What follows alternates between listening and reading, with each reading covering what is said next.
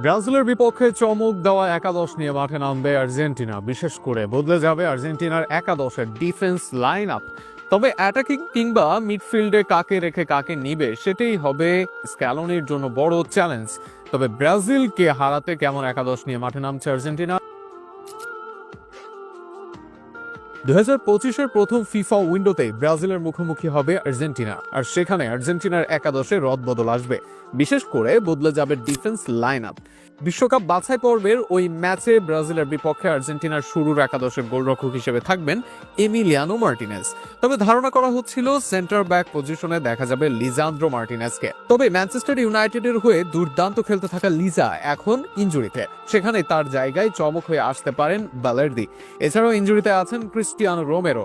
যে কোনো সময়ের ফর্ম বিবেচনায় তিনি একাদশের সুযোগের দৌড়ে সবচেয়ে এগিয়ে থাকেন। তবে দীর্ঘদিনের জন্য ইনজুরিতে আছেন রোমেরো।